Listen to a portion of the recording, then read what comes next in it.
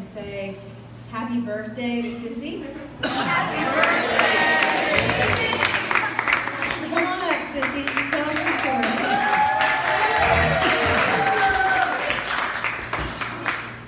Okay, I wrote this one up here. Let's see. I'm going to do a little adjusting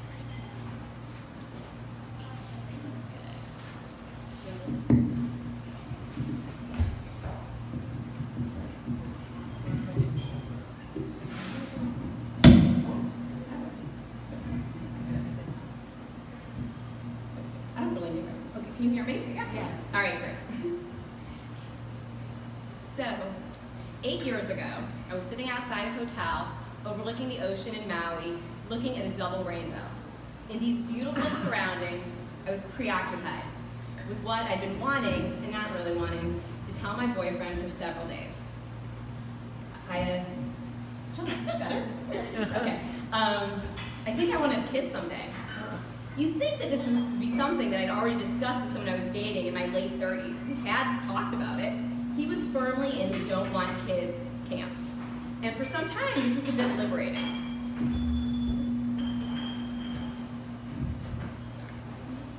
Yes,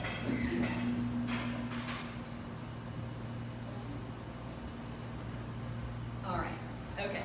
So you think this was something I discussed with someone I was dating in my late 30s. We talked about it, and he was firmly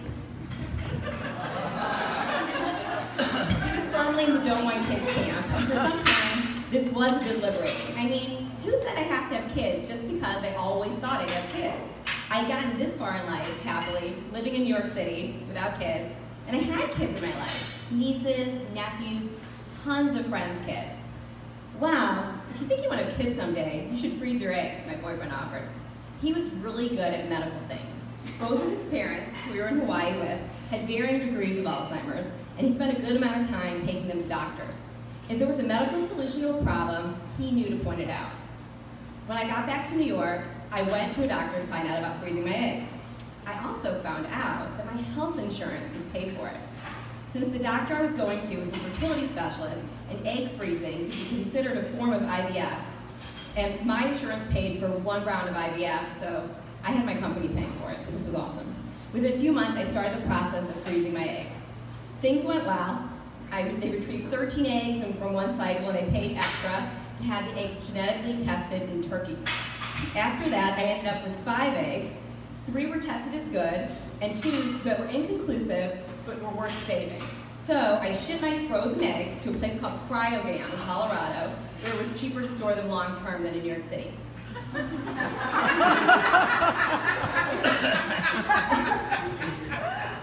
The relationship with this boyfriend did not last, but having my frozen eggs gave me the newfound confidence that I could take as long as I wanted to find the right guy to marry. And eventually, when I found out, we wouldn't have to rush into a baby-making frenzy. Now, that didn't stop me from asking my now husband, David, on our first official date, if he was willing to have more children. Now that I realized I did want to have kids, there was no point in dating another person who didn't. Fast forward, David and I get married and decide to see what happens naturally for a while.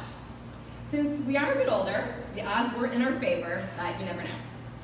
About a year and a half into our marriage, and after plenty of fun travel, we started the process of using my eggs. We get the eggs shipped from Colorado, and I find out that I actually have 9 eggs.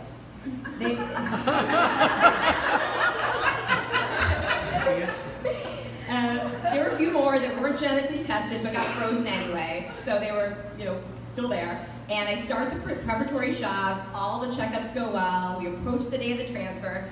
David goes in to make the necessary deposit.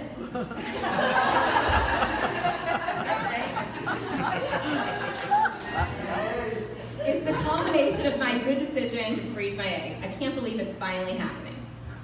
That night, I get a call from the director of the lab. It seems that none of my eggs thawed as expected. He described it as if you put a bagel in the freezer and then you take it out, it plumps up. So none of my eggs plumped up. He said that he would see how they're going in the morning and he would try to fertilize them. The next day he called me to tell me that none could be fertilized. I was shocked and kind of numb. I figured with 9 eggs, some wouldn't be able to be fertilized. It never crossed my mind that none would. It's one thing to decide not to have kids. It's another thing to find out that your insurance policy for waiting turns out not to be an insurance policy at all. Sure, it helped me find the right guy to marry, and I do have 2 great teenage stepsons who I love me. Maybe this is how it's meant to be. So I let myself feel my feelings, and I let my friend Susan's husband make me a strong margarita. I cried, I went to bed early. We had people over for Shabbat dinner, and I enjoyed their company. And by Saturday morning, I realized I wasn't done yet. I may have been done, my eggs had thawed, they'd been fertilized, we planted them, and after several tries, they didn't work. But it really had nothing to do with my body. Okay. All right. So it had nothing to do with my body. So since my eggs didn't thaw, I really had never had the chance to try to get pregnant, and still wanted to. So thankfully, I have a loving and daring husband who's willing to take the next step with me. Through our rabbi, we were referred to a Jewish donor egg service called a Jewish blessing. And we met with a woman who runs it over Skype.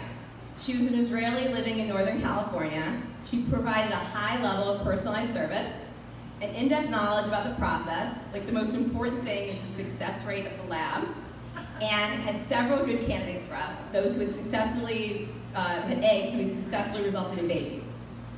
David and I looked through the donor profiles, and it turned out that David's #1 choice, who happened to be petite, brown eyes, pretty, and highly creative, had recently donated her eggs to the Jewish Egg Bank, which is run by Pacific Northwest Fertility in Seattle, whose lab, yes, has a very high success rate. The best thing about this program is they guaranteed you 2 grade A embryos. If we were to go sort of the fresh approach, I could end up with like a whole bunch of eggs that may not be fertilized, just like my eggs. So this was our best bet. That January, when I was in Israel for work, David went to Seattle to make another deposit.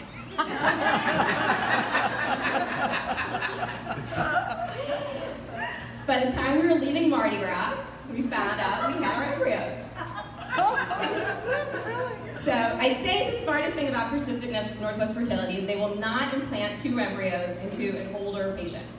Good thing, because the first embryo they implanted didn't take.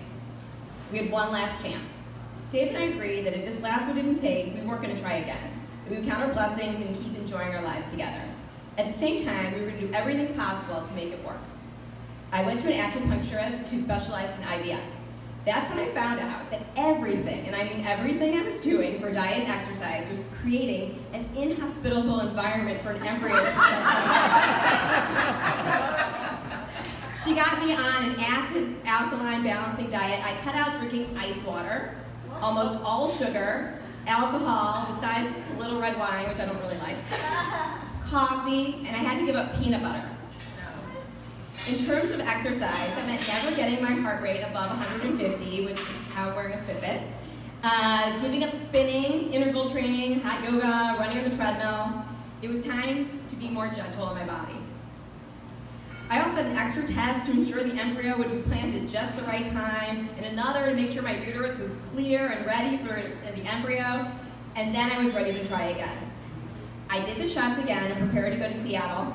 I even brought my good luck charm, my mom. They said that it was good to laugh after implantation, and since David had a trade show the day I had to get the implantation, my mom came with me, and I let her be in the room with me because she promised she wouldn't cry. He flew out the next day, and my mom flew back to St. Louis, and we spent the weekend in Seattle chilling in our hotel. About 12 days later, I took a pregnancy test, and the doctor who was monitoring me in Dallas, and they called me from Seattle and told me that my levels were high. The plan was to take another test in a few days to see if levels were doubling, which they were. And during the next few weeks, I stayed on the supporting medications and shot myself up with stuff.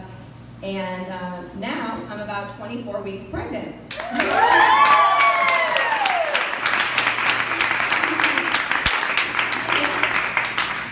And due the 3rd week of June. So David keeps joking that if he knew this would work, he would have never agreed to do this. Not a joke. And I can tell you that the process of IVF is a total crapshoot, and it could have very well not worked, but I'm really glad that it did. And I really considered waiting until after the baby, God willing, is born healthy to share this story. But in telling it now, I had the opportunity to acknowledge the amazing journey filled with crushing losses and fortunate finds that got us thankfully, unbelievably, to where we are today.